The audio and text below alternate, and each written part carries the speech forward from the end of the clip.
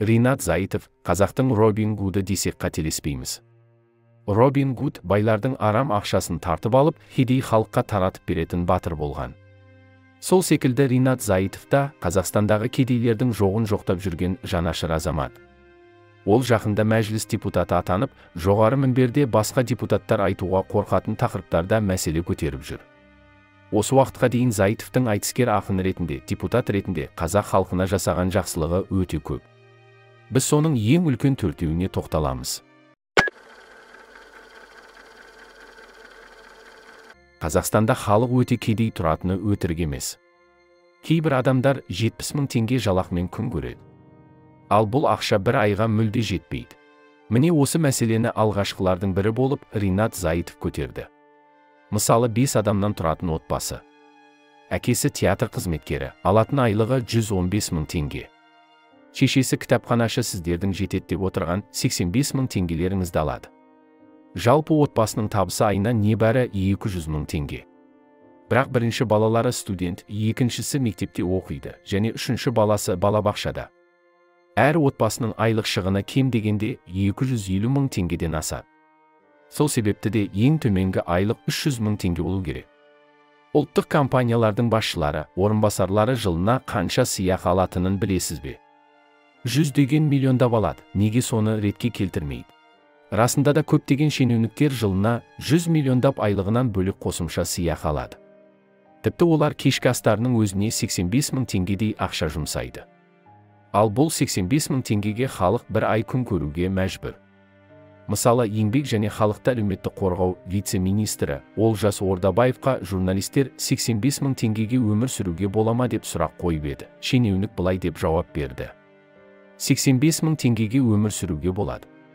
Бірақ әр салада жалақы өсуі керек. Қазір біз сол бойынша әдістемемен айналысып жатырмыз. Яғни әр адам күніне 2800 теңгедей жұмсау керек. Бірақ шындығында қазір күніне 2800 теңге түскі астың өзіне әзер жетеді. Яғни бір айда Ринат Заитов айтқанда кемі 250 000 теңге ақша кетеді. Ринат Заитовтың бұл ұсынысына министр Тамара Дүйсенова былай деп жауап берді: сіз мемлекеттің экономикалық мүмкіндіктеріне сүйенуіңіз керек. Қазақстанда орташа жалақы қазір 365 000 теңгеден сәл жоғары. 3-4 жыл бұрын ең төменгі жалақымыз 28 000 теңгеден сәл жоғары болса, кейін 42 500 теңге болды. Кейін ол 60, 70 және 85 000 теңге болды. Мұның бәрі бұрынғымен салыстырғанда ілгерілеушілік, деді Дүйсенова.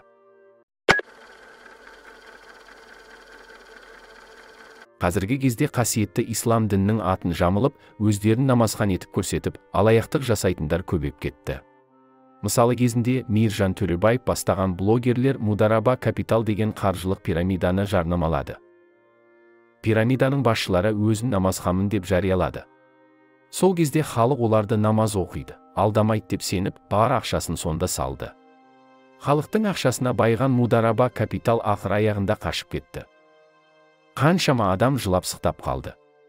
Тіпті Алматыда бір азаматша өзін өртеп жіберді. Кейіннен айтыскер ақын Балғынбек Имашев та халықты Аманат Хоумға ақша салуға шақырды. Біз бәріміз бір ұжым болып, бір дене болып, мұсылмандар бір дене сияқты дейді ғой, бір ауырса бүкіл дене ауырады деген сияқты, сіздердің әрқайсыларыңыздың уайымдарыңыз біздің уайымымыз болу керек. Халық Балғынбек Имашевқа сеніп, осы кооперативке бар ақшаларын салып, үй аламыз деп үміттенді. Бірақ кооператив халыққа әлі үй әпермей жатыр. Халық салған ақшаларын ала алмай жылап жүр. Осы оқиғаға байланысты Балғынбек Имашев былай деді: ол жерде төраға үй әпермейді, адамдар ұжымдасып бір-біріне үй әпереді. Егер кооперативке жаңа мүшелер кірмесе, үй әперу тоқтайды. Сондықтан проблема туындайды. Аманат Хоум деген кооперативке Көңілбай Шүкенов деген жігітке сеніп кіргенмін. Кейін өз ішінен шу шығып компания екіге бөлінді. Мен құжаттарына қарап, бір тарапты жақтадым. 2 ай жүрдім, олар мен қойған шарттардың бірінде орындамаған соң шығып кеттім.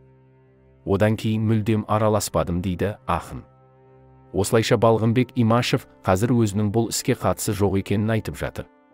Міне намазхандардың осындай істеріне байланысты Ринат Заитов ащы шындықты айтты. Мен сізге факт айтайын. Қазақстанда жасалып жатқан алаяқтықтардың 80%-ын жасап отырған қауым намаз оқитындар. Өтірік десе бетіме бассын.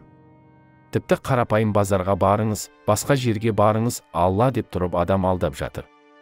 Онда жанашыр адамдар осыны түзетсін дейді Ринат Зайытов. Осы сөз үшін Ринат Зайытовқа Қазақстандағы барлық танымал діни азаматтар қарсы шықты. Тіпті кейбір радикал азаматтар Ринатқа тізерлетіп кешірім сұратамыз деп қоқан-лоқы көрсетті. Бірақ Ринат Зайытов сынбады. Ол өзін бопсалап, қорқытып жатқан адамдарға да ескерту жасады. WhatsAppқа шығып, қорқытпақшы болып жатқан батырсымақтар. Сендерден шошып жүретін жағдайым жоқ. Аптасына 5 күн жұмысқа жаяу барып, жаяу келемін. Қылатындарыңды қылып алыңдар. Оққағарымда сендер айтқан братвамда жоқ. Сенгенім бір Құдай, ешкімнен тығылып, ешкімнен қашып жүрген жоқпын. Қандайда бір айтарларыңыз болса, жауабын беруге дайынмын. Бар арманым елімнің дұрыс өмір сүргенін, отанымның гүлденгенін көру ғана. Ешбір топтың алдында тізерлеп кешірім сұрамаймын деді мәжіліс депутаты. 2019 жылы президент сайлауы кезде Ринат Зайытов халықтың мұңын билікке жеткізу үшін митингке шықты. Себебі билік 30 жыл бойы халықты адам деп есептемей, мал сияқты көретін еді. Біз қазір бір ауданның әкіміне барып, адам сияқты сол елдің мұңын, мұқтажын айта алмаймыз, себебі тыңдамайды. Айтқан күннің өзінде қыстырмайды. Міне біздің сайқал саясаттың жеткен жері осы. Біздің қарапайым халықты адам бұлай тұрсын, мал құрлы санамайтын дәрежеге жетті. 4-5 адамды көшеде мыжып өлтірген адамдар, ертесі күні көшеде аман есен жүре береді. Бұл жүйеге бағынбасаң, ол ортада сені жұмыс істеткізбейді, деді Ринат Зайытов.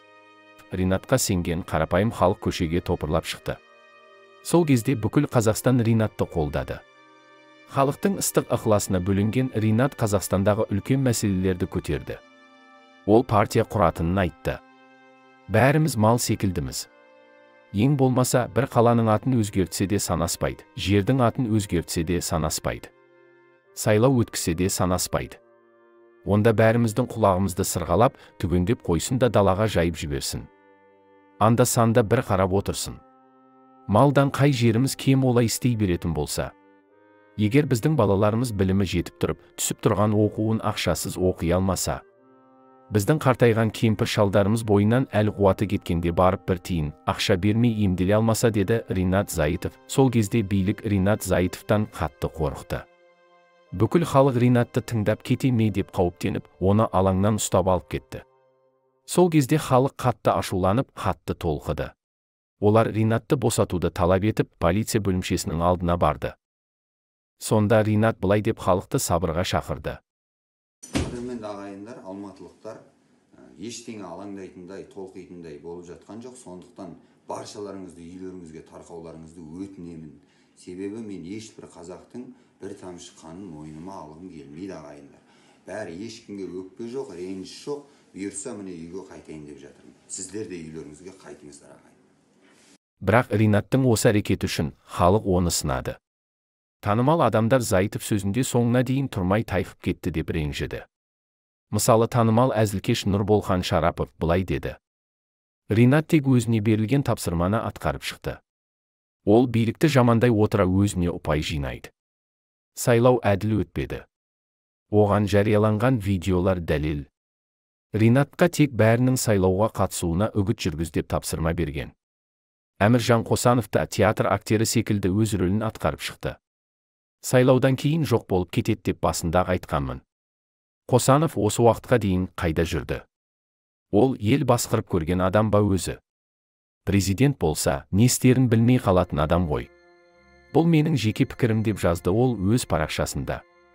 Ал Ринат Зайытов сайлаудан соң президентке арнап, халықтың зарын өлеңдетіп жеткізді. Армысыз, Қасым-Жомарт Кемелұлы, бір елдің басшысыз, беделі ірі. Халықтың хәлі нашар, ызасы, от, мен сізден жасырайын неге мұны? Халықты шенеуніктер қанап отыр, қаңғыған қорқаулардай талап отыр.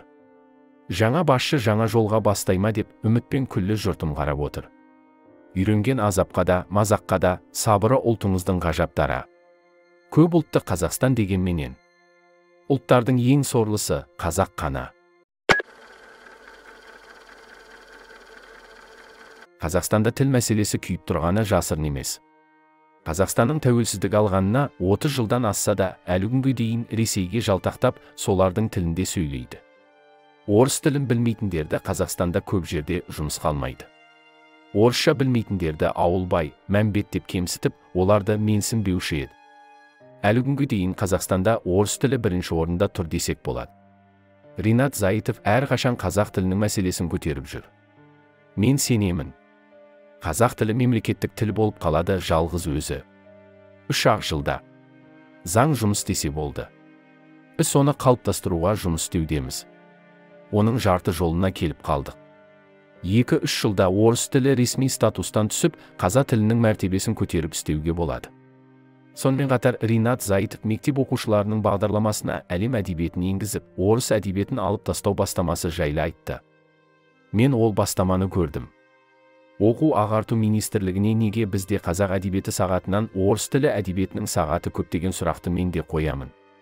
Сондықтан мұны бір жүйеге келтіру керек. Неге біздің балалар орыс тілі әдебиетін оқуы керек? Ол кеңес үкіметі кезінде бәлкім маңызды болған шығар. Ал қазір заманның кең шағында барлық әлем әдебиетімен танысуға мүмкіндік бар кезде, біз міндеттеп тек орыс әдебиетін оқисыңдар деп айта алмаймыз. Басқа елдің әдебиетін ұрпақтың санасына сіңіру қате деді ол. Осылайша Ринат Зайытов жан жүрегімен қазаққа жанашыр екенін көрсетіп, орыс тіліне қарсылық танытып жатыр. Жалпы Ринат Зайытовтың қазақ халқы үшін шырылдап жүріп айтқандары өте көп. Олардың біразы жүзеге асып, халық дән риза болып жатыр. Дәл қазір Қазақстанда теріс діни ағым мүшелері көбейіп, еліміздің қауіпсіздігіне қауіп келтіруі әбден мүмкін. Қазіргі таңда Ринат Зайытов осы мәселемен күресетін болады. Ардақты көрермендер, келесі жолы біз Қазақстандағы діни мәселелерді көтеретін боламыз. Каналымызға тіркеліп, комментарий жазып кетсеңіз. Сіздерге деген алғысымыз шексіз.